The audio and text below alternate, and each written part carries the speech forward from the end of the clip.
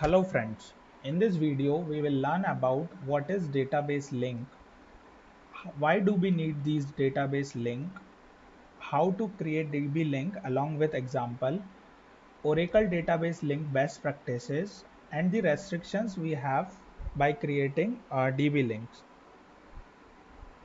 So guys, what is an Oracle database link?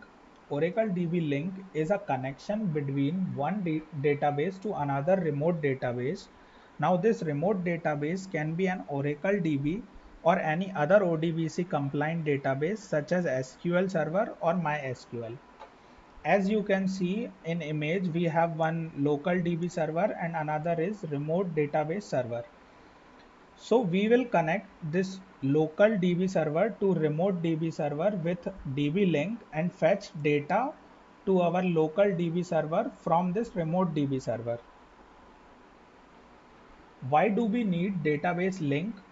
Because by creating DB link, user can access to database objects such as table, views, materialized views from any other database that is our remote DB. You can query data from table which is present in remote DB by using below syntax. That is select star from the table which is present in our remote DB at the rate DB link name. We have two type of DB links. One is public DB link, another is private DB link. Public DB link are those which are visible to all the users present in the database. There is only slight difference between public and private DB link. That is, in public DB link, if you see, we have public keyword which is appended before database link. Whereas if you see private DB link name, we don't have anything like private or public before database link. And private DB links are those which are visible to owners only. If you see syntax carefully, then we have DB link name to be mentioned, connect to username and password along with the service name. So what are these things? DB link name is the name which we are giving for our DB link. Username and password are of the remote database username and password. Service name we are taking as TNS of remote DB. How to take that I will tell you through example. So for creating a DB link, I will take two users, two different users. One is Scott and another is HR. We will refer Scott as our remote DB and HR as our local DB. So let us create a dummy table in our remote DB. So as you can see, I have created one table that is db underscore link underscore test underscore table. Let us execute this query and see whether we have any records. No, because right now we have created this table. So let us insert some of the some data in this table. As you can see, I have inserted some of the data. So let's see how many records we have. Okay, so at present we have 7 records in our remote database object, that is db underscore link underscore test underscore table. So let us see whether I am able to execute this query, this select statement in my local user or not, that is HR. If you see, I can see an error, that is connection description for remote database not found. This is because we don't have this object present in HR schema. Before that, one more thing we will do, we will check what all DB links we have in HR user. As you can see, at present we only have one DB link present in HR user. So let us create a DB link in HR. As you can see, I have created this DB link and I have told you before that Scott remote Scott underscore remote is the name which I have given for my DB link. Scott is the username of my remote DB and its password is tiger. Now you can see that I have given something over here. Now what is this? This is my service name which I have told you I have taken from my TNS file. You can check your TNS file from here. If I go to TNS name and if you see for PDB ORCL database, I have this TNS present. So I have copied the same and I have given in this section.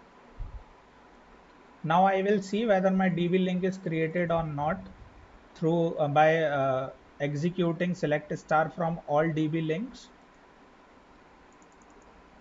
As you can see, earlier I was having only one DB link present here, but now I have two. One is public and another is HR. So let us understand what this table says. If you see, owner is given as HR. This is because we have created this DB link in our HR user. DB link name is Scott underscore remote. Username Scott, this is of remote user, and host is the service name which we have provided from our TNS names. Now let us see whether I am able to execute this table which was present in my remote database to my local DB or not, that is HR. So I can call this table through this at underscore Scott remote, that is my DB link name. If you see, I am able to execute and I have few records also which were present in my original table, 7 records. Let us see if I insert something from HR user, so whether this will reflect in my remote DB or not. So for this I will execute one query. As you can see, one row is inserted. I will commit this.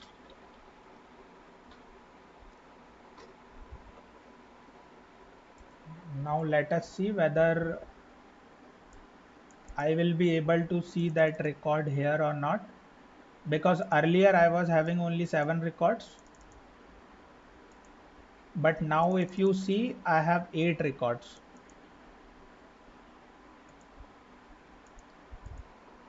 Okay, so you can create synonym as well for DB link, so that you may not have to append @Scott remote, which is your DB link name, every time. So we will create one synonym. This is optional. You if you don't want to create, you may not create it. Name is already existing. Okay, so let us query this. See, synonym was already created with this name, so now directly I am able to query this in my local machine itself. That is total 8 records. Now suppose if you want to drop DB a link, then you can use this query, drop database link Scott remote. Just to show you, I will execute this, which will drop my DB link. As you can see, this is dropped.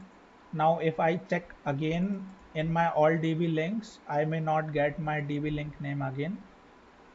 See, earlier I was having 2, now I am left with 1 only. So this was all about DB links. Now let us see some of the best practices to be followed for creating Oracle DB links. Remote database users, create user dedicated database link, because DB link will not work in case someone changes the password. Naming of DB link, keep name of DB link in a manner that one can easily understand the connection between local and remote database. try not to make public DB links as this may lead to security breach. Use service specific entries in the TNS names.ora instead of alias. So let us see what all restrictions we have for creating DB links. So all these operations you cannot perform using DB links. That is, you cannot grant privilege on remote objects. You cannot analyze remote objects, grant roles to users in a remote database, define or enforce referential integrity. Database links are unidirectional, which means you cannot query data from your remote database to your local DB. That's all from my side. Thank you, friends.